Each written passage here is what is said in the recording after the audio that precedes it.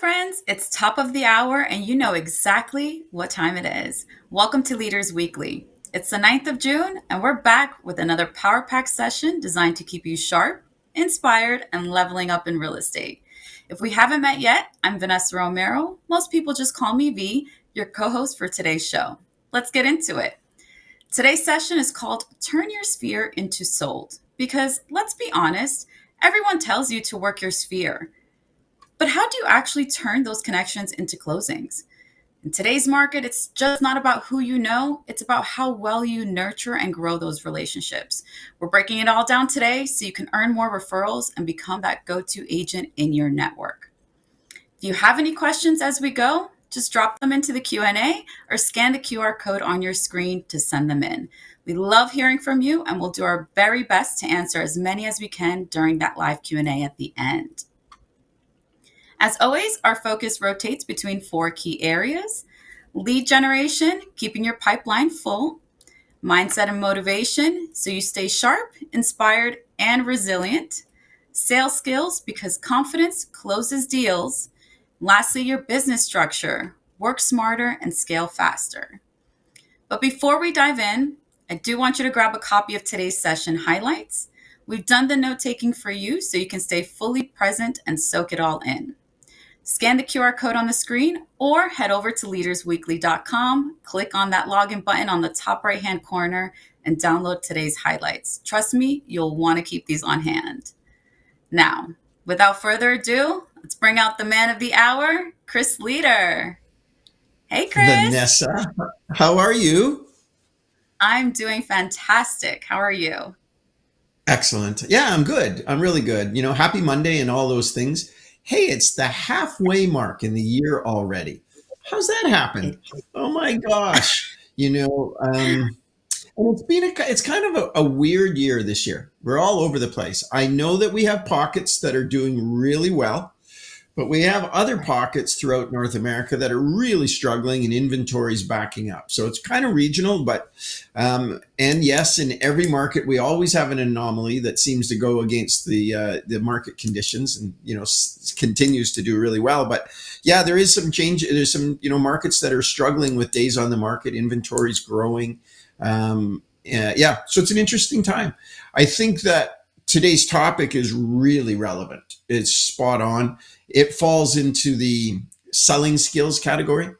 And when I think about it, it's the soft skills often that allow us to develop and galvanize those relationships.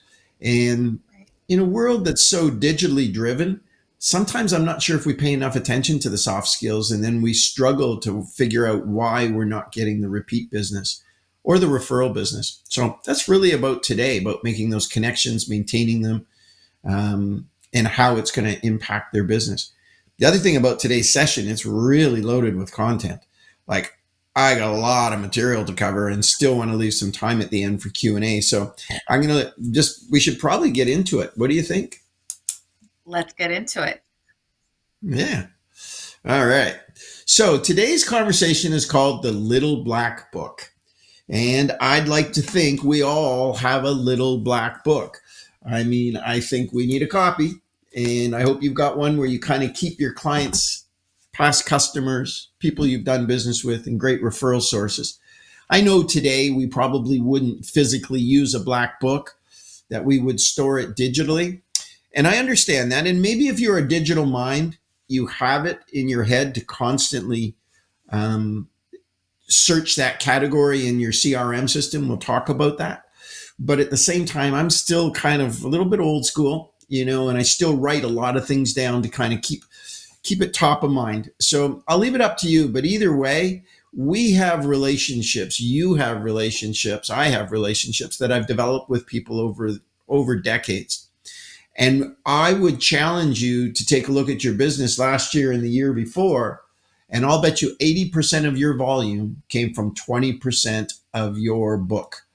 That means there are some really strong people in your book who believe in you, recommend you, refer you. So keep copious notes on that stuff. And I do think if you're a digital mind, then you're going to have to visit with it digitally on your CRM system. If you're a little old school, you probably have your list of clients, referral sources. Either way, it's connecting with those people regularly. It is nurturing those relationships, growing those relationships, supporting those relationships that allows us to expand our business opportunities by the quality of our character. So that's kind of what we're talking about today. Your little black book. Successful agents are listing agents. I think we would all agree with that. The best place to get listings is by working your sphere. Why do I say that? Because when somebody that knows you, likes you, trusts you, recommends you, the appointment that you go in on is completely different than somebody who's never met you, never really had any contact with you, or no one's recommended you. Basically, what I'm saying is you come into that opportunity, if you are a referral from one of their friends or there's somebody that they know, you come in with a sense of trust because someone has used your services successfully, and the suspicion and the skepticism goes down. The first step in having a referral-based business is to have that black book of relationships. Now, you can metaphorically and do it digitally, or you can actually have a black book. Either way, I want you to keep track of that stuff. The little black book today for most of you is going to be called your CRM system. And without it, your business won't prosper. It allows us to develop files on all of our clients. It allows us to store lots of information, birthdays, anniversaries, the date they bought their house, their kids' names, their partners' names, the things they like, their personal interests, and all of that, which allows you, when you are truly in a relationship with somebody, to have an appreciation for who they are, what they like, what they stand for, what their opinions are. And all of this can be built out into your CRM system, way better than a real old style black book, because of the details you can keep.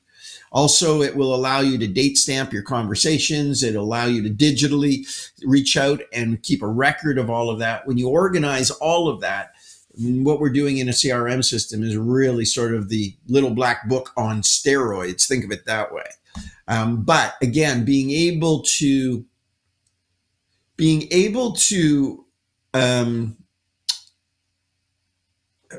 what's the word I'm looking for?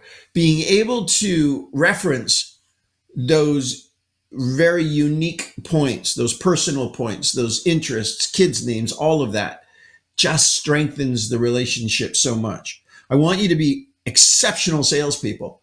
And to do this, we have to work at these skills. And it takes work to be able to do this. Building a stronger connection, building those strong relationships with clients involves a combination of communication.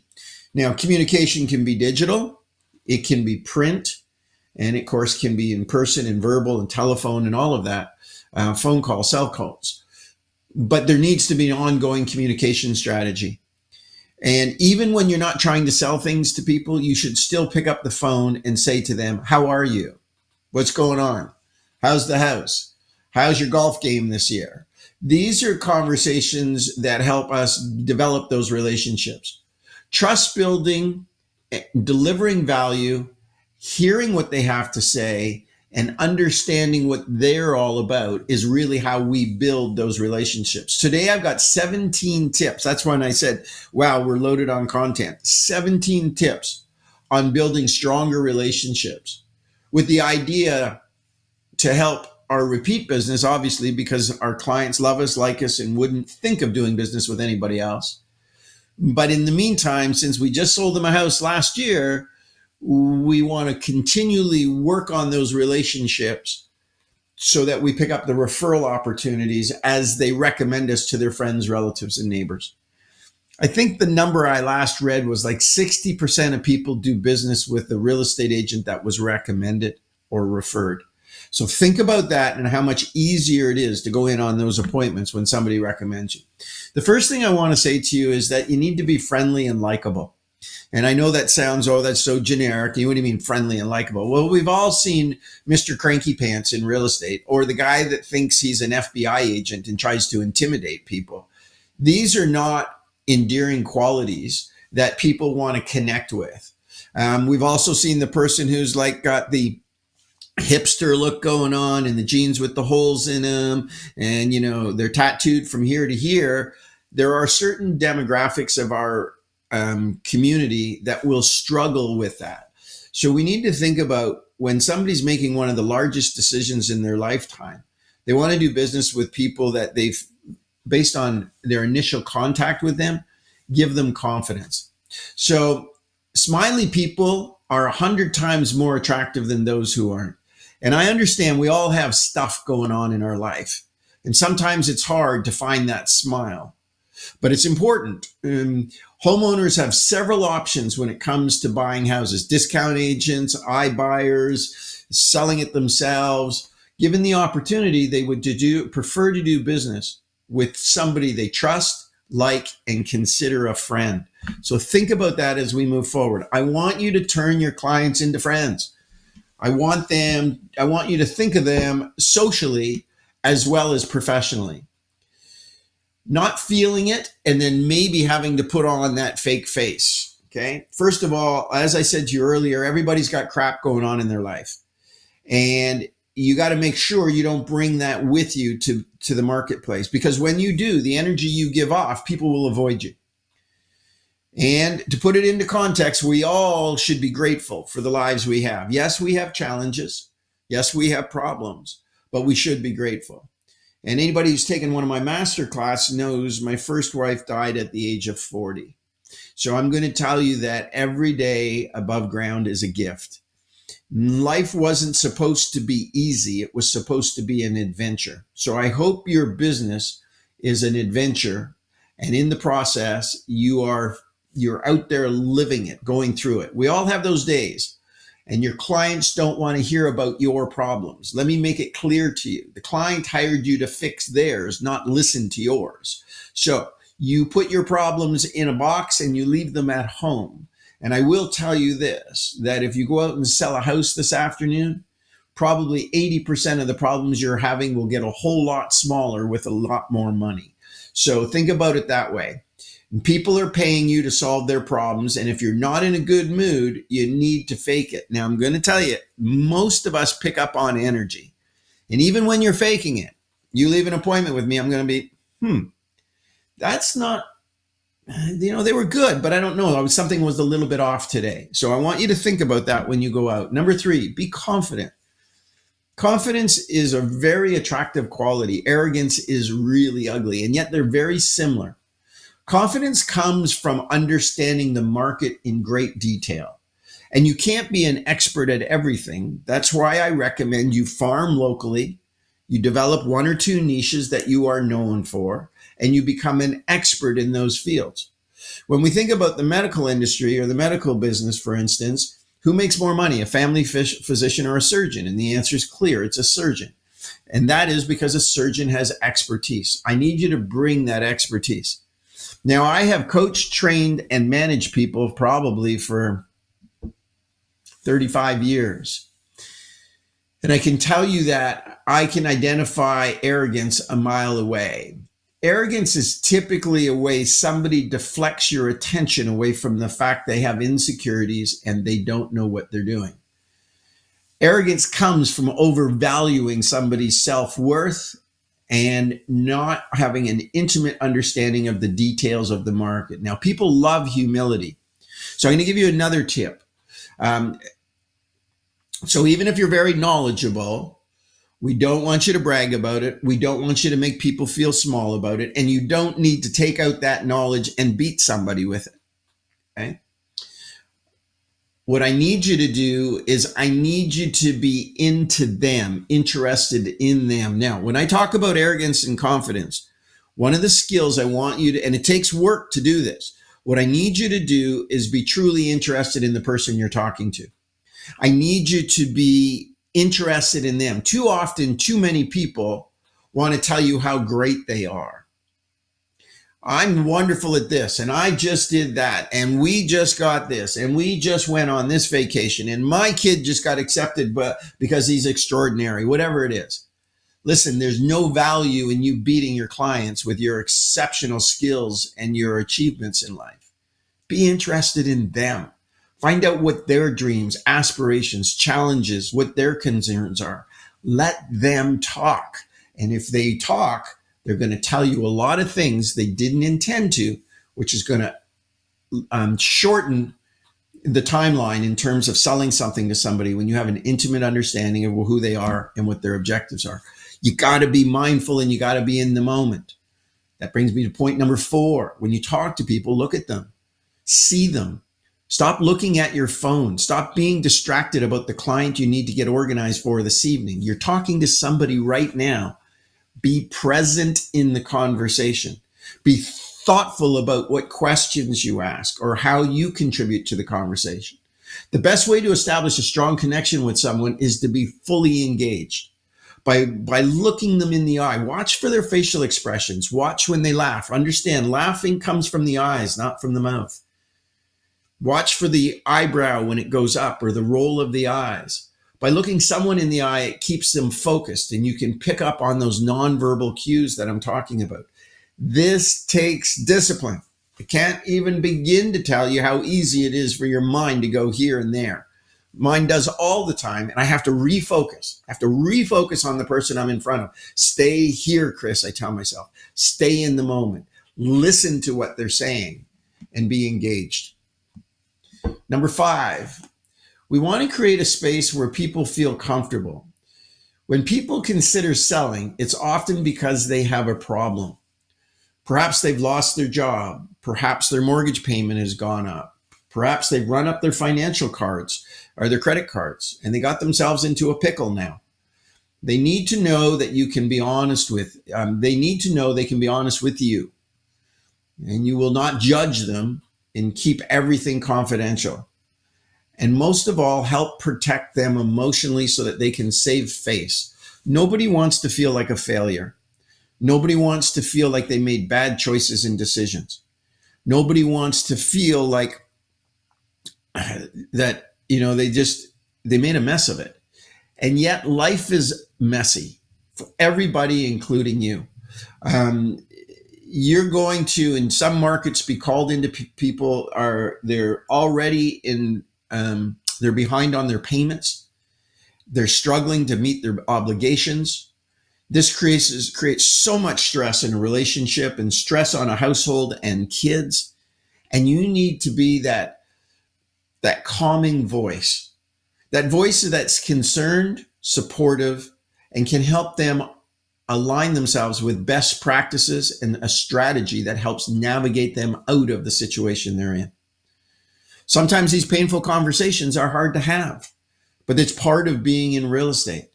They got to feel comfortable around you.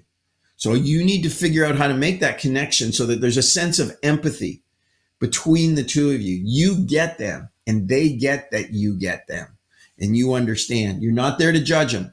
You're there to help them. Part of that is going to be creating the right face and body language that's in alignment. Now, again, I'm asking you, this is almost a master class level now. I'm talking to you as a sales professional. When somebody's worried, you need to be able to just demonstrate you understand that feeling.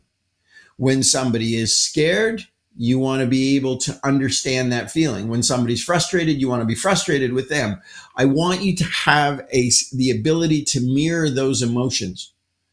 And I think one of the most valuable attributes I have as a sales professional and as a teacher is that I have lived a full life and made a tremendous amount of mistakes. In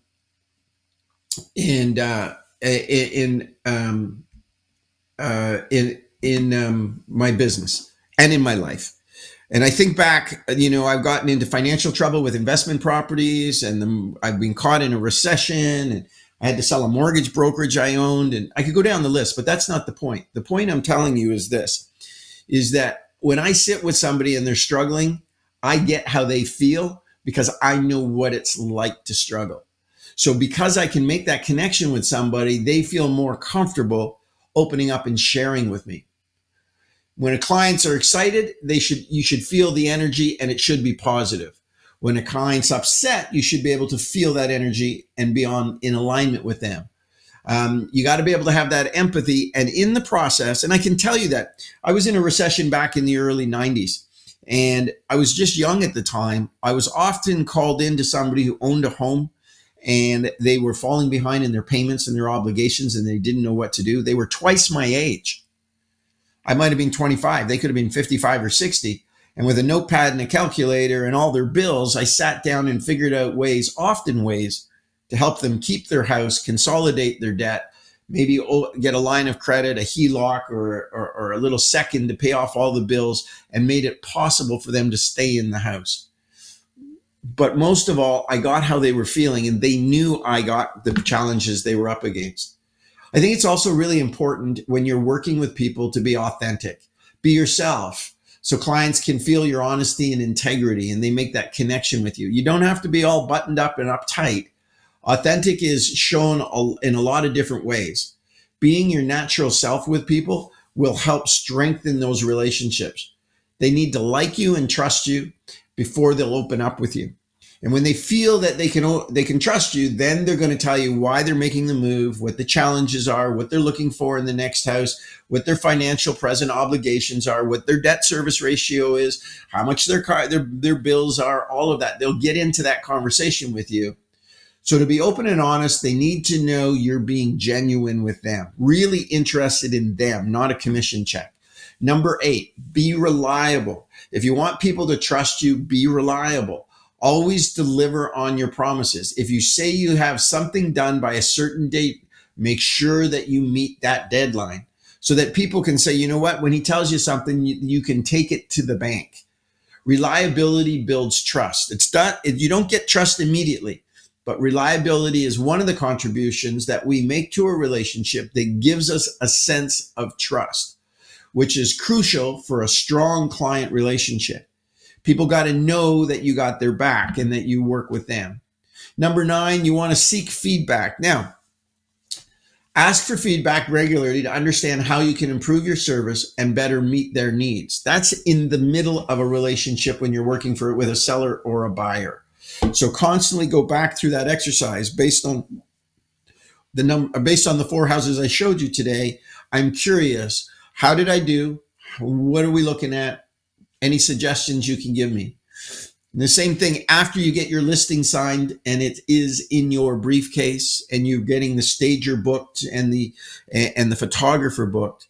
Ask how you did during the presentation so that you'll have some idea going forward what adjustments you need to make. Now, if a relationship goes off the rails, often we want to call and find out, what could you have done better? The problem with that is often they're not completely honest with us. It is rare that somebody is truly honest in a situation where the relationship is coming apart. So my suggestion to you as you're making your way into the relationship, constantly ask for feedback on how you could make things better, because each person is going to want something just a little bit different sometimes. And for you to be aware of that is only going to strengthen the opportunity because they get that you get what they're saying to you. Number 10, never wing it. 90% of success comes from showing up prepared. Now, the other 10% is going to be all the jazz that you put on there. But if you don't do your research before an appointment, you're going to leave disappointed and they're going to feel you wasted their time. That's why I say to you that it's important to be an expert at something, that subject matter expert. The neighborhood data, you got to know what you're talking about. Days on the market, list to sell ratios, are prices up or down? Are they flat? What's happened in the last 12 months? What's happened since the pandemic? When did house volumes peak? What's the market like now? How often are we getting multiples, if we're getting them at all? In some markets, we're seeing reductions in asking prices. In other markets, up in the Northeast, that's really strong. So you got to know this stuff. Knowing the neighborhood data and a polished presentation that says these are the strategies we're going to deploy to make sure the world knows your home is for sale. And those strategies need to be not just mentioned, but articulated effectively so somebody understands the investment that you're making both in time and resources, your financial resources, to deliver this experience. Keep in mind, the only person who has any risk in a relationship is you. You don't get paid until you bring them an offer that they can't say no to. And the same with a buyer. You don't get paid until a buyer sees something they absolutely must have and are willing to meet the terms or come to negotiate a successful outcome. So you're basically working on the come, as they say in the world of commission sales. That presentation needs to be spot on to convince me you're the one. And you have to be better today than we've had to be in the last 10 years at doing evaluations. You got to be spot on, because in many markets, there's lots of inventory for sale. So you've got to be able to position that property properly so that it gets to the front of the line. It gets the most attention, which drives the best possible price. So you got to do your homework on the pricing side. This is all going to contribute to your confidence. When you come in and you got it all going on, I mean, you know the neighborhood, you know the data, your presentation is spectacular, and no one can argue the facts when it comes to your pricing strategy. Nobody can argue that, because you've done the research 6 ways to Sunday. You know everything.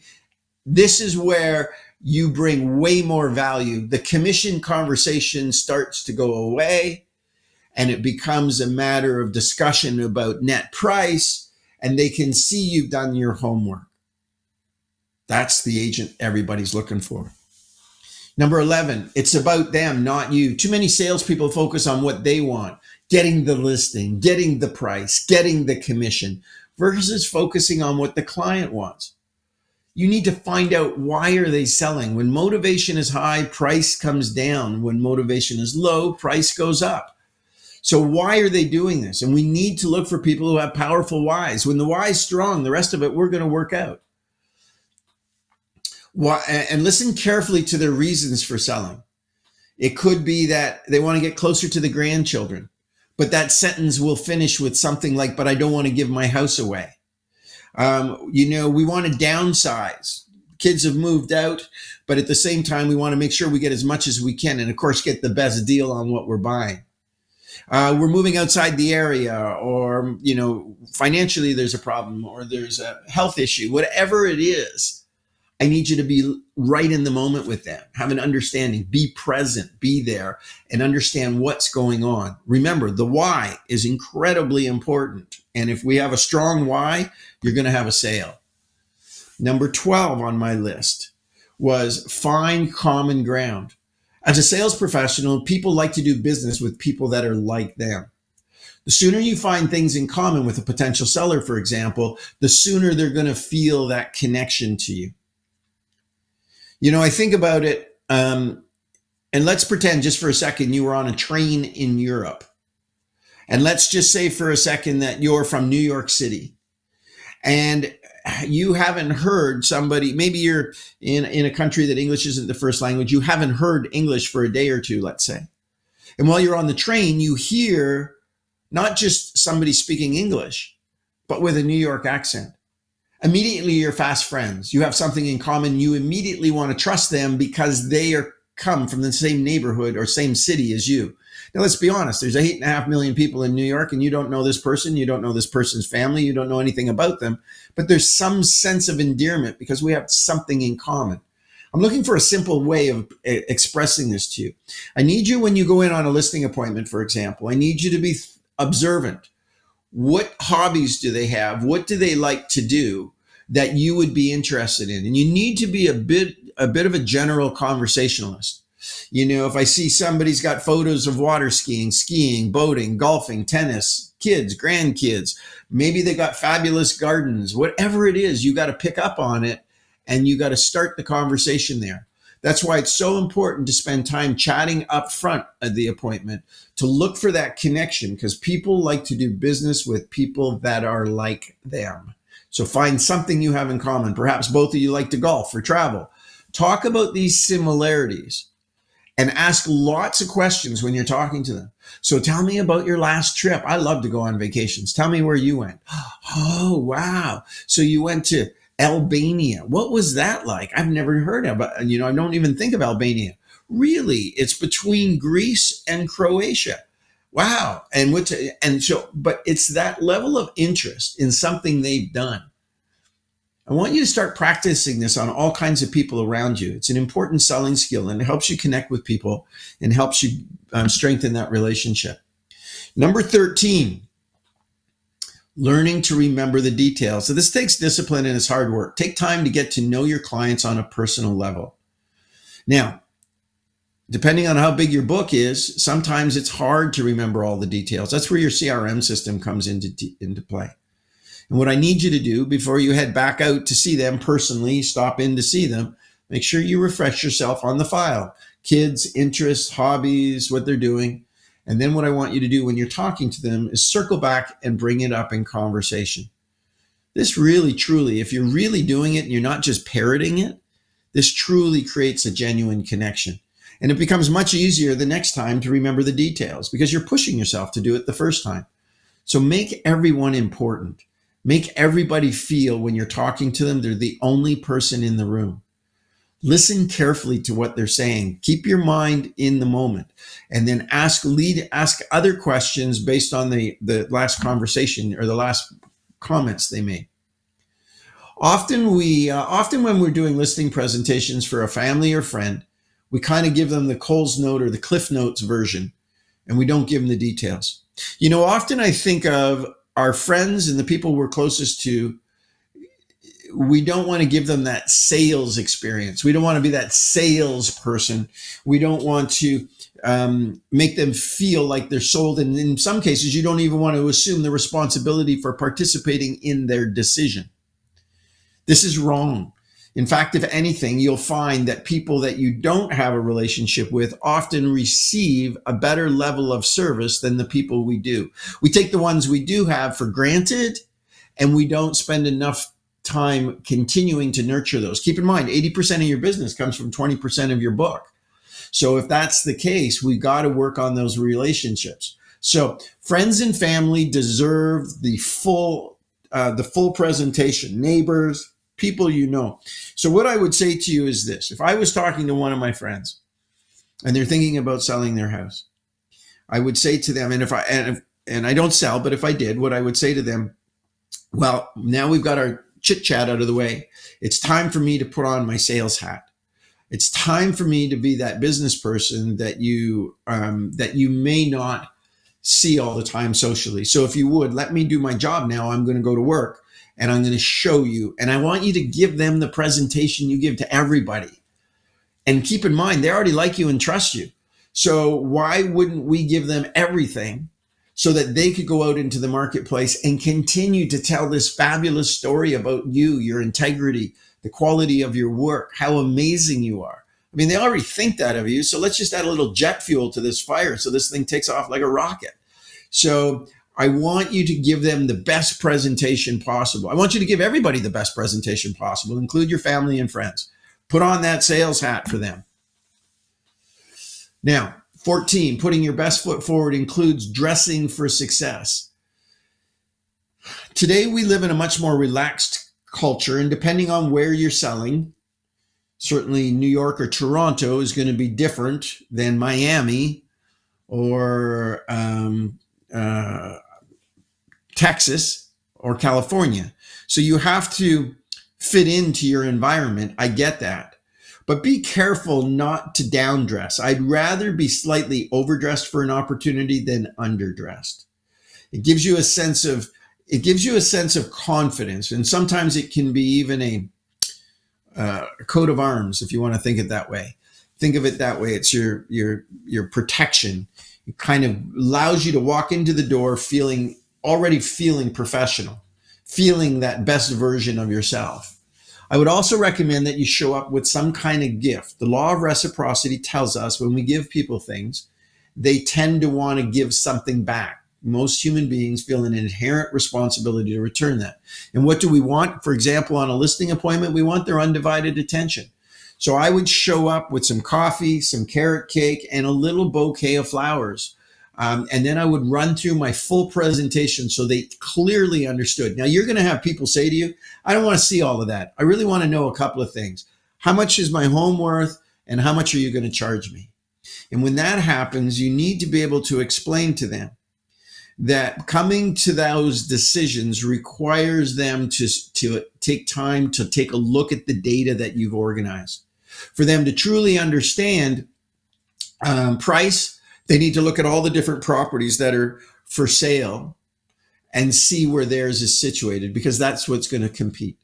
And then let's have a discussion about commissions. It's totally negotiable, but let's talk about how that works today and where some of the benefits are lie that you might not be aware of. And then they should hire you because of your exceptional quality and how you do stuff. At the end of the day, I want you to do an amazing job in all of these areas. And in the process, it literally eliminates the competition. I need you to be so good, the world can't ignore you. And in the process, you elevate the experience. It reduces the pressure on commission. They're more likely to be in agreement with your price when it's not a matter of opinion, but a matter of fact, because you've done so much homework. And you look sharp and professional. When you package that whole package up, it becomes a winning combination. And they're going to feel confident that the stress that traditionally goes along with making a decision of this magnitude is not going to exist this time, because they have somebody like you who's going to look after all of this for them. Number 15, go the extra mile. I've always said you'll never find a traffic jam on the road to the extra mile. And I say that because nobody wants to go the extra mile. Nobody wants to go put more into it. And when I tell somebody to give somebody a gift on closing, they come up with, just this lame gift, something, a card for Home Depot or something. That really didn't show that you put a lot of effort into it. I need you to, it should not be a typical gift, for example. It needs to be a really nice gesture. It doesn't have to be expensive, but it needs to be thoughtful and impressive. So I'll give you an example. I had a very good client who was a pilot, and that was his hobby. He flew planes. And I wanted to thank him for all of the work he gave me. Now, I could have bought him a Costco card, a Home Depot card, could have got him a restaurant certificate. That's pretty run of the mill. But knowing he was a pilot, I went the extra. And what I booked is I booked him an hour in an acrobatic airplane. So a pilot that, with the biplane with the twin wings, and they flip the plane upside down, they do barrel rolls. Listen, I wouldn't want to do it. I don't like flying on a good day, and I got to do it often. But my buddy loves to fly. So I thought, my client loves to fly. I thought that this was a gift that when he got it, he would be like, what? Barrel ride in an airplane? I'm down for that. So it wasn't the price, and it wasn't crazy expensive. It was probably the equivalent of a really nice dinner out. But what it was it was thoughtful and interesting. It's not the price of the gift. It's the thoughtfulness that counts. Now, 15, going that extra mile. Choose something that will be meaningful to them. For instance, when I sold my house in Florida, the agent who sold it for me had an artist do a rendition of my home and gave it to me. And she said, here's a picture of your house. She sold me the house. She sold the house for me 7 years later. And she put a little note with it. Florida's calling. Let me help you find another property for more memories. That's great marketing, and it's personable. And I keep that to remind me of the great times I had there. Number 16, communication is key. So one of the things that happens is we often start to back away from a situation when it gets sensitive. And that's the time to lean in. Difficult situations are going to be handled with a much greater level of ease if you talk to people all the time.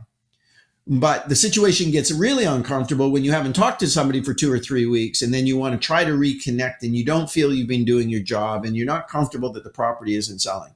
So I need you to call them once a week at the very least. Sometimes a couple times a week, just to stay in touch. Keep them updated on your progress. Address any concerns promptly. Keep them in the feedback loop. Any communication that's going out to service providers, make sure they're CC'd on everything. And then have those weekly conversations to answer any questions and feedback.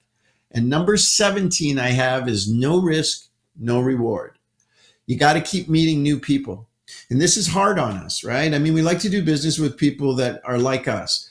The risk of rejection of our knowledge is being challenged, and we feel insecure when we deal with something. Like you go knock on a FISBO, the first thing they're going to do is challenge you on price, days on the market, marketing, and most of all, they're going to hammer you on commissions. And most agents don't want to go into that conversation because they don't like being challenged. I tell you how you get stronger when you put more weight on the barbell. And the more weight you put, the harder it is to do, the stronger you get. No risk, no reward. At a social event today, I need you to walk across, introduce yourself to people, let them know that you're in real estate, and keep expanding your sphere. Let's be honest.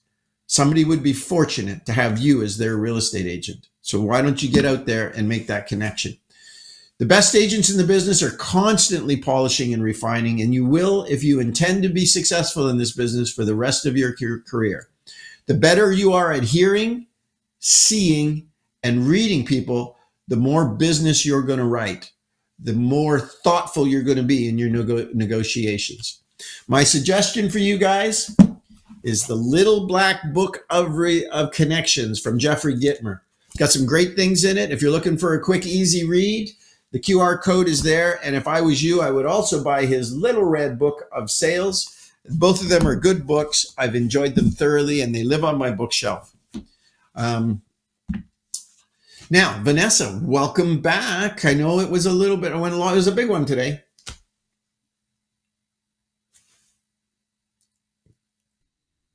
There we go. All I right. muted myself and did not unmute.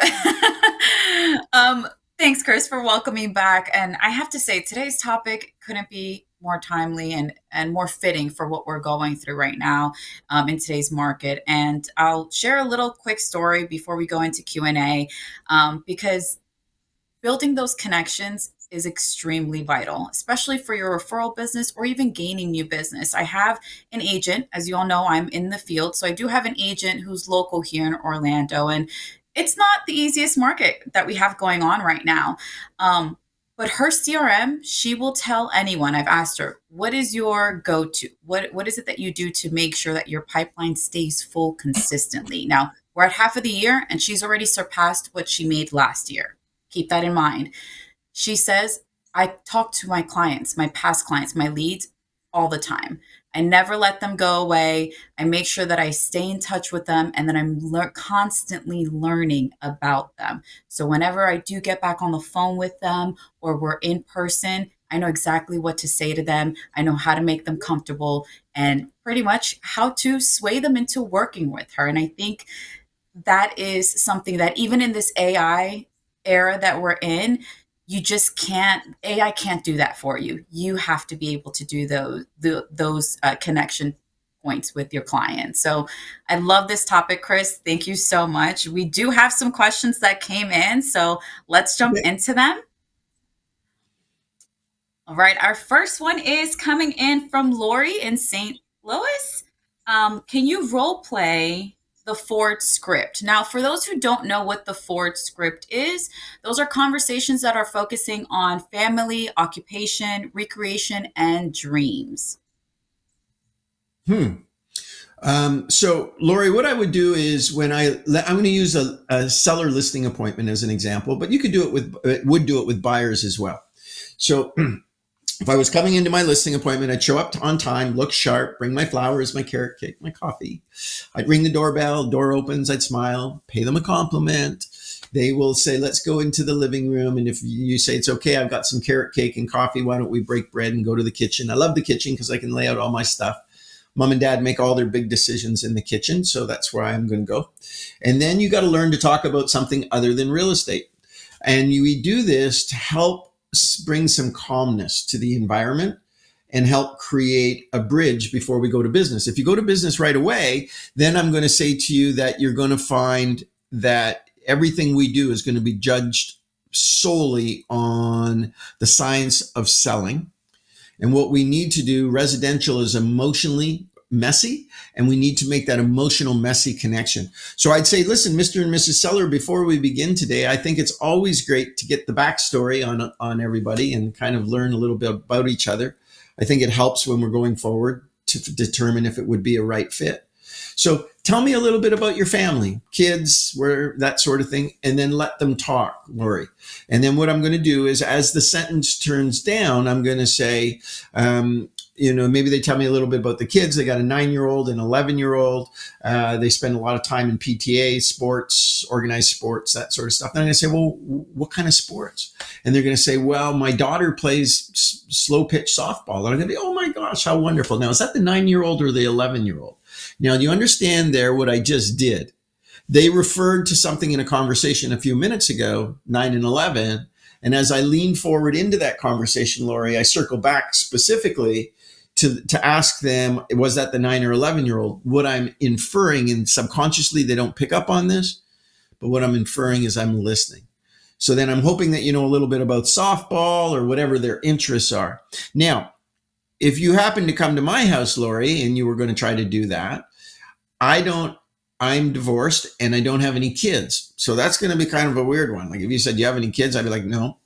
And you're going to say, do you have a partner? And I'm going to say, no. And where do you go with that?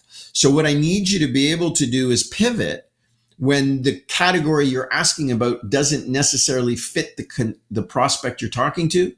And you're going to pivot, in my case, to occupation. And you're going to say, so tell me about your career. It seems interesting.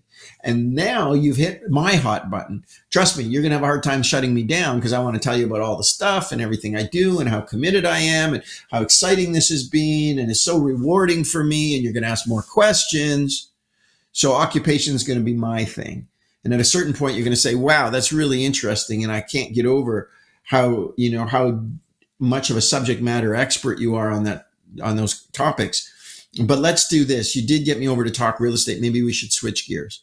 So then we transition. Now, if it's not family and it's not occupation, somebody else might be recreation. So maybe you're talking to somebody who's incredibly fit. So you're going to talk to them recreationally. What do they do to get in shape? Are they a cyclist? Are they a runner? Are they a bodybuilder? And once they give you one of those, then you need to be able to ask some questions. Like if that was the case and somebody was really fit, I would start asking them, do they do weight training, or is that a result of some other exercise that they're into, like cycling? Maybe the person says, well, I do cycle, but I also do weight training. I cycled in a previous life. I talk about that. I used to work out. I haven't for a while. You can tell by the look of me. So I might talk to them about that. The point is I'm looking to make that connection and dive in, Lori. So I hope that helps, Vanessa, but it's really about how to pivot into a category that they would have lots to share. Absolutely. I love that. Awesome. So our next question is coming in from Michelle in Ventura. And she asks, what steps can I take to get better at understanding the data in order to price right? I'm in a market where pricing right now is the hardest part. Well, I would say, Michelle, I don't think it is. I just don't think that we as an industry have connected as in the last decade or two, in the last 15 years, let's say, we have not connected to the principles of evaluation very well. So let me just run through some of the basic principles for you. When you're doing an evaluation on a property, the property that's going to have the biggest impact on your evaluation is the property that has sold most recently, with the least amount of adjustments, within close proximity to the property, within a half-mile radius, being thoughtful about any divisional lines in the community. And you need to be able to know how to do adjustments on lot size,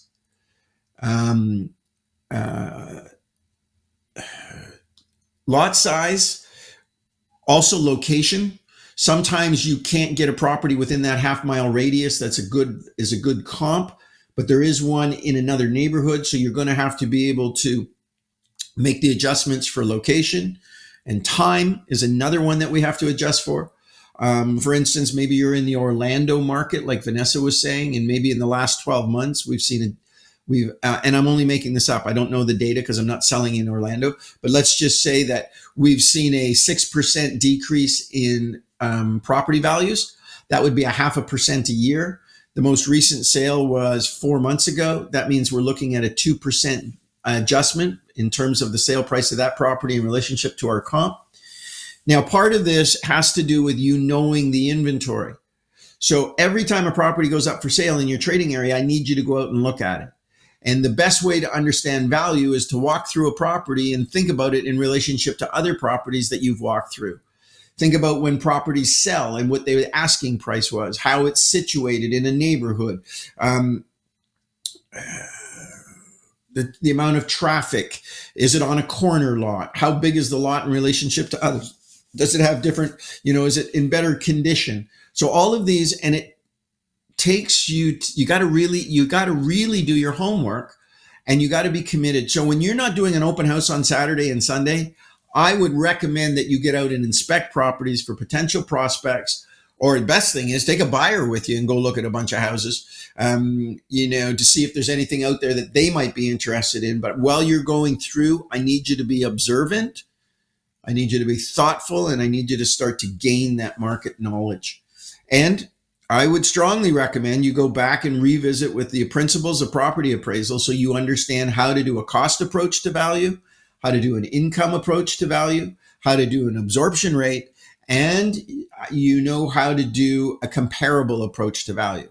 The comparable approach, 99% of the time, will be the approach that you will give most of your attention to and will weight your evaluation. But you can get into some weird, funky properties. And I had this conversation this week with an agent about a country property.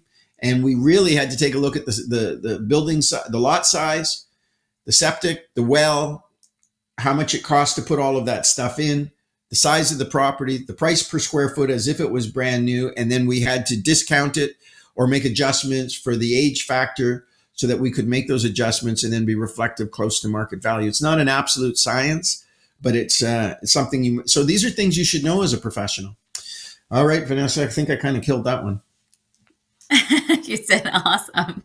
All right, our next question coming in from J. Miguel Miranda from Colorado. And he's asking, being in the business for 7 years, but the last 2, I totally lost track. And currently I don't have a closing this year. How can I Ooh. restart my business? The last client sphere is very bumpy. Miguel, I understand.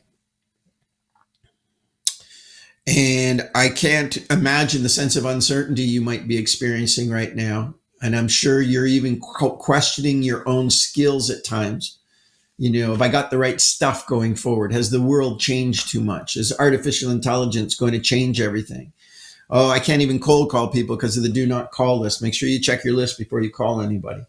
All of these are the normal feelings, Miguel, people have in our business. There's a lot of insecurity with us.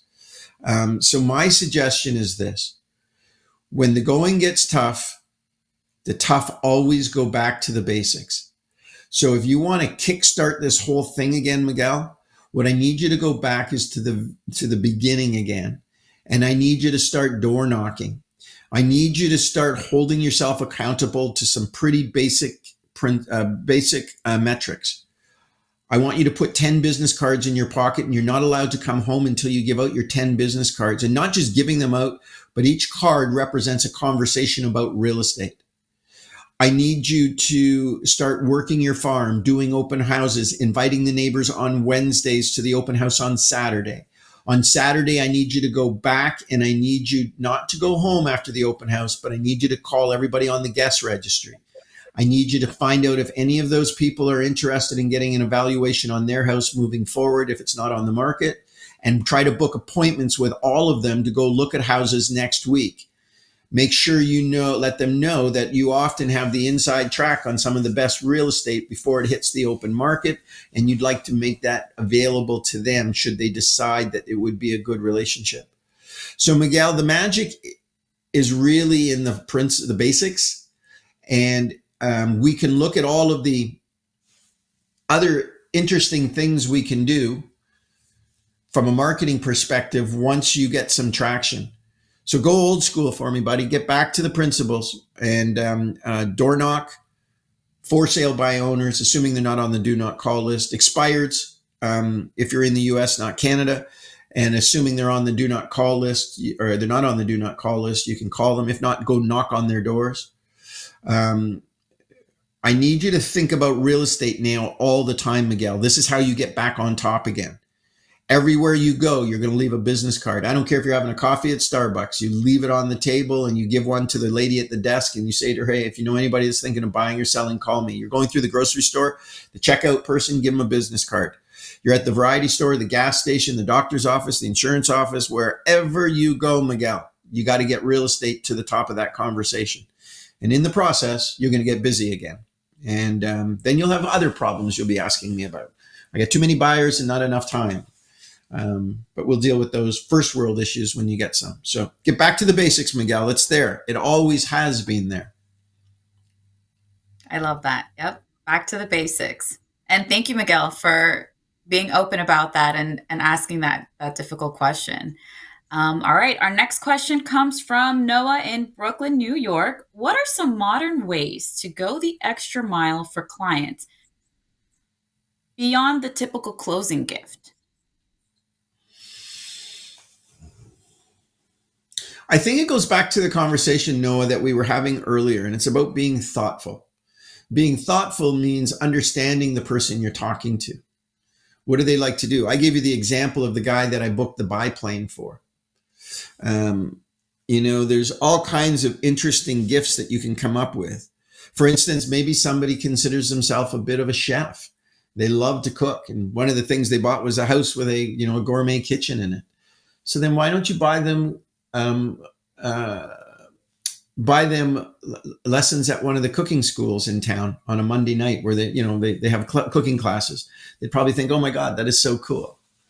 Um, if you had somebody that was really into exercise, maybe finding out who one of the local really great coaches are and find out if you could buy, 6 sessions with that coach as a gift. I could go on, but it's really a personable thing is what we're looking for. It needs to be personal to them. So that there's like, I'll give you an example. I like to play billiards. I play in a billiards league. So if you were going to do something for me that was memorable, it could be as simple as a men's billiards glove that maybe you had my name put on it or something. It could be a special carrying case for my cue when I go to different matches, and it's got my name or something. So I need you to find out about them. And when you find out about them, then you're going to find out what would resonate with them.